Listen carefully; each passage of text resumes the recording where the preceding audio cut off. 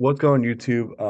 Back at it again today with our second to last team preview for the Vegas Vipers, a new franchise for the 2023 XFL season. Getting ready for that season opener coming up February 18th.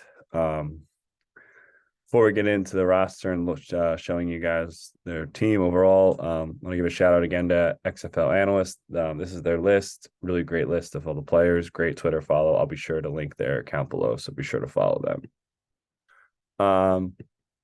All righty then. Let's get into the Vegas Vipers. So one of the teams with a lot more players and it's a lot of experienced guys, which is interesting. Different from all these other teams. Let's go to their head coach, Rod Woodson. The biggest name, maybe the best former player. Another Pittsburgh Steelers legend, just like Hines Ward. Again, kind of bummed one of them didn't get that Pittsburgh Maulers job, but happy for him. See one of the best defensive players of all time. Football, NFL Hall of Famer, Super Bowl winner with the Ravens, I believe. Really solid career. Some coaching experience you could see. Gotten some a lot of it's been with Oakland as a cornerback coach. So some coaching experience. I think it's a good hire, I think it's a great way for a coach like him to get some experience. He's not completely over his head, I don't think. But again, I worry about a first-time head coach at any level. Makes me a little nervous just with that. I think he'd be a great development guy. Again, someone who's played at that high level can be really important for guys. So I think it's a good hire. We'll see. I tend to lean on experience with coaches. So we'll see. But I think he'll be a good hire. And it's definitely a big name. It's exciting. We'll get people tune in and recognize him, which is exciting. So this is their roster. Now Rod Smith, I don't think has gotten much, if any, NFL time, which makes me a little nervous. Older Ohio State back. Let's get to the quarterbacks first. So originally, Brian Scott was on this team. He was released after they brought in Brett Hundley, who I'll talk about a little bit. So that was kind of a surprise. And what I read, I think this is again from XFL Analyst, maybe someone else had this, that part of the reason he was released was because they had brought Brett Hundley in to be their starter.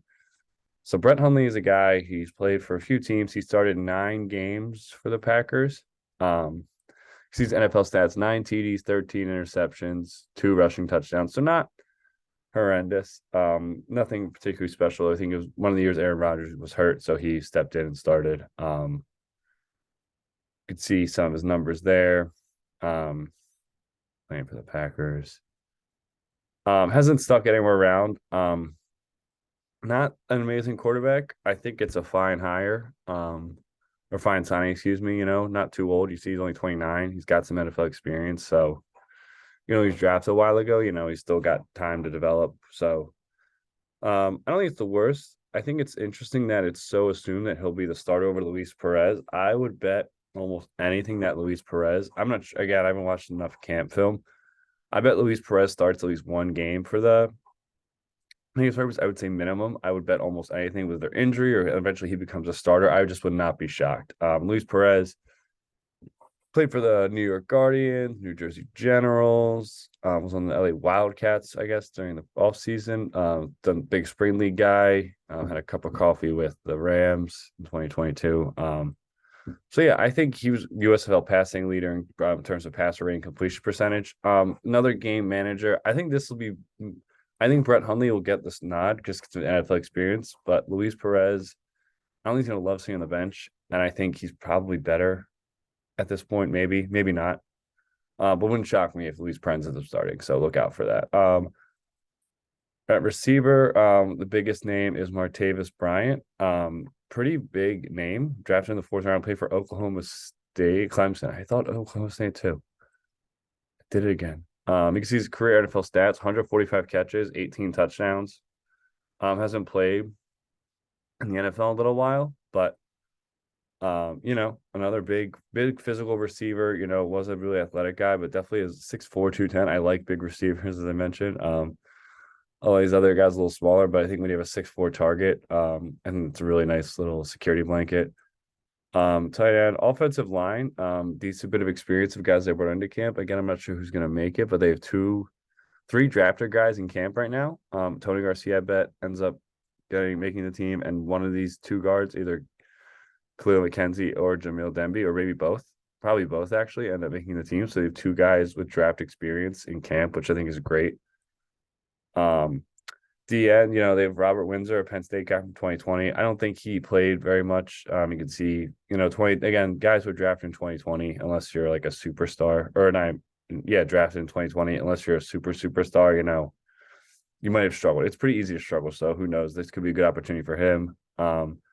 Biggest name on defense, Paul Dawson. I don't remember much about Paul Dawson, but Vic Beasley, the first round pick in 2018, played for the Falcons for a while. I think it was some injuries, that's a big name. Some pretty big playmakers, all up and down the roster. Secondary, not a ton of experience.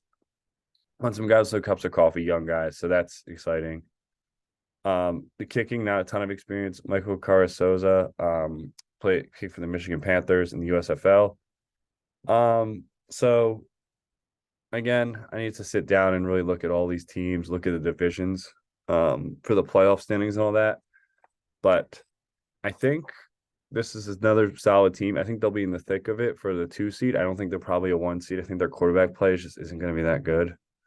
But I think they have a young, not amazing quarterback play, but solid, and a rookie head coach. Just makes me a little bit nervous. But if they have their team that made the playoffs, I think there's a couple teams that are going to separate themselves, but I think that fourth playoff spot, could be anywhere. It could be anyone's.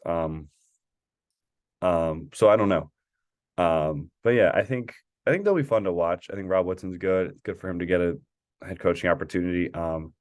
Quarterback play with Brent Hundley, maybe that NFL experience really carries over. We didn't see a ton of that in the first go around the XFL or in the USFL last year. So it'd be interesting to see with guys like him and like AJ McCarron, these guys who have played quarterback in the NFL, what they look like. And Ben DiNucci as well.